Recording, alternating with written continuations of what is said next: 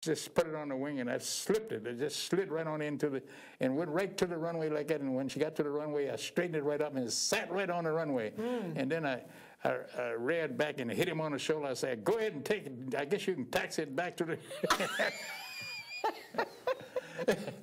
Oh, that's funny. So did he get offended by that at all? Did he get offended? Was he embarrassed or? I don't know. I didn't even look at You that. didn't care at I that was so point. mad that I was furious. I don't know. I thought they were trying to do me. But anyway, the reason I got the idea that they were is because when my captain came back, he says, "Hayes," I said, "Yeah, I heard they tried to get you." Oh. He says, "I heard they tried to get you." Oh.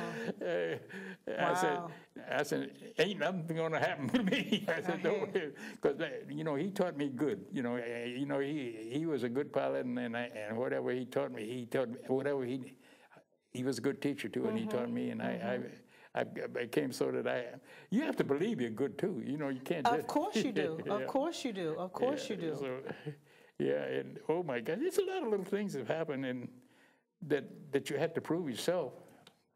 Even as being a black man, and on top of that, proving that you had to be a good fighter. Yeah. I mean, flyer, then I guess too, right? You're always proving yourself. Yeah. I don't know. I did so much proving myself. I don't know. I was like a board that was going through some chemical treatment, which is called CCA. What was that again? When I was a carpenter, we used to use a wood that was permanent wood. It's called CCA because it was treated. Oh, okay. Oh, okay. But there was another time, that we used to do night flying. Well, we used to do all kinds of flying. But this particular time, I'll never forget, I had to go to Atlanta, Georgia, and land that night. And then you land, and all you do is just land and then turn around and come back. So what I did, and I was the main pilot, but we had 3 other guys in the plane, because the ones that weren't flying, they were in the plane just to, right. They watch you, what I mean? So when I got to Atlanta, I called in and asked for landing instruction, and they gave it to me. See, it told me whatever runway to use, and they told me, and it was night, and he said they use runway so-and-so.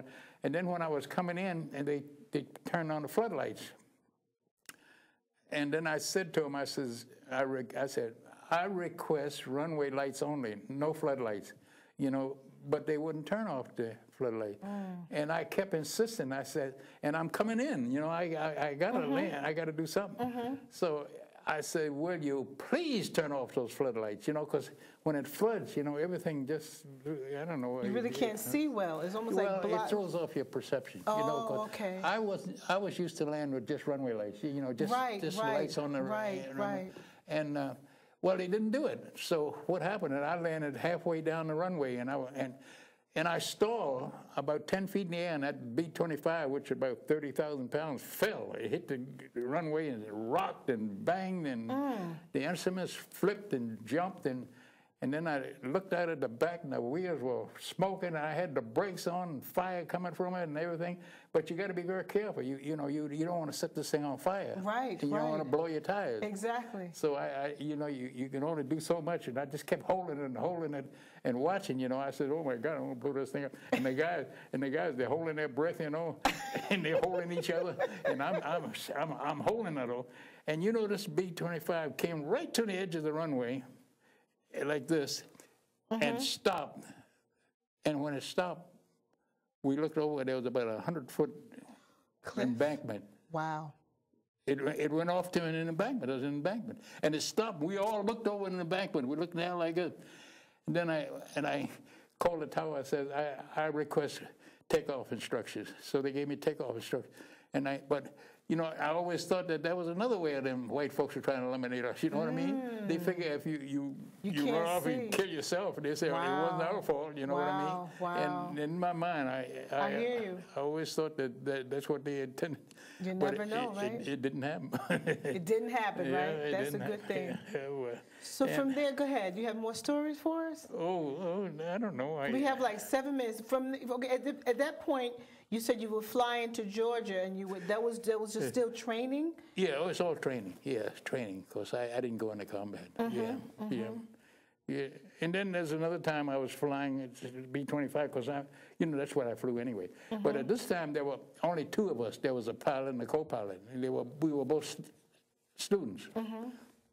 But I was the pilot, and this guy was flying with me, and what we were doing what they call touch and go landing. So, you know, all you do is come down, you land, and as soon as she hit the runway, go back up. You pull it right up and go up again. So we do that 2 or 3 times. But when I think about the second time, when I gave her the gun, that doggone B-25 started to shake, and all of a sudden it started firing, backfire, and everything else, and one of the engines started to cut out. You know, and she won't. One engine won't take her off. Right. But she kept you going down the runway, and you only got but so much runway. So what I did, I just took my hand. I looked like in my mind I could feel that engine. Something was telling me whether it's going to. I looked like I knew that it was going to come in. And as I got it at the throttle at a certain place, and she started to catch. And so when she started to catch, she started to backfire and throwing out smoke and everything. And all of a sudden, she started to run and grabbed it. And when she grabbed it, I just pulled it out like this and right up over the tree. Just made it. Wow. And my buddy there, he was supposed to help me, but he was petrified. He was panicking. I looked at him, and his mouth was open, and he laying with his head back. And he was supposed to get my flaps up and get the wheels up and everything else. And then, you know, and we landed. And when we landed, the only thing,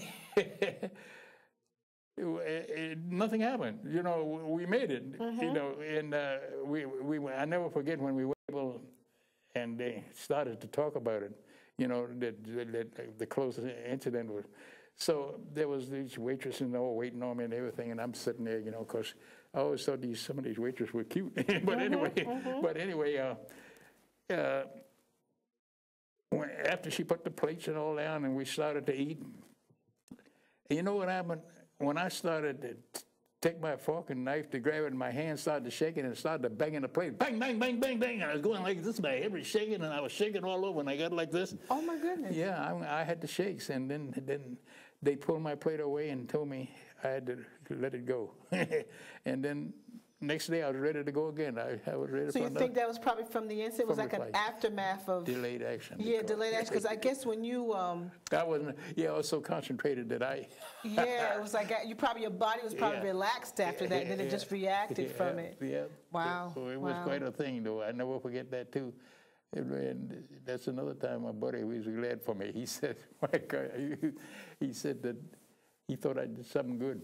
But I could feel that engine, even though the way she was running, I could feel, in my mind, I could feel this thing. I thought it was going to come in, and it did. And, you know, so many close things like that happened to you. You know, the more I listen to your stories, the more I hear that this was something you was just born to do.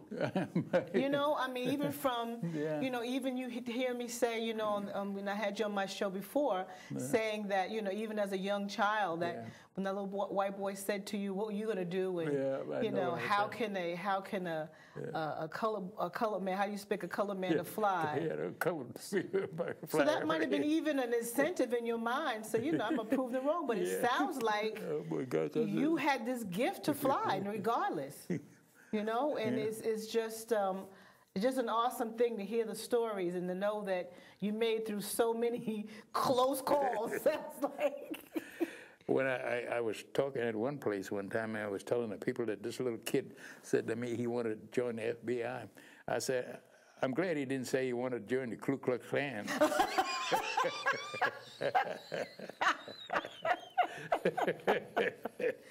So we got like about 3 minutes left. So right now you're residing in East Hampton? Yeah. And you have a family there? Yeah, you have a son?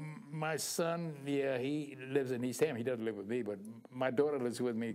You know, she helps keep me going. And my son, he helps keep me going. And, that's good, that's good. But my son has his own business. You know, he lives close by. And my grandson lives close by, and he and his family, and I see them. That's my pastime is. It was looking out for the kids, going picking them up from high school. But she old enough, and she got a driver's license, and they gave her a pickup. So now I don't have that job anymore. But you know, the other thing I want to remember too is 4th of July in Southampton was an honor for me because I live in Southampton. So when I heard that the two Tuskegee Airmen were being honored as the Grand Marshals for Southampton Village. I mean, it almost literally brought me to tears. I was so excited to hear that, and it was just such a pleasure to see you guys riding in the village, you know, Southampton Village, 4th of July parade. Yeah, it was great to do that because I knew him, I met him, but he wasn't with me in any phase of training.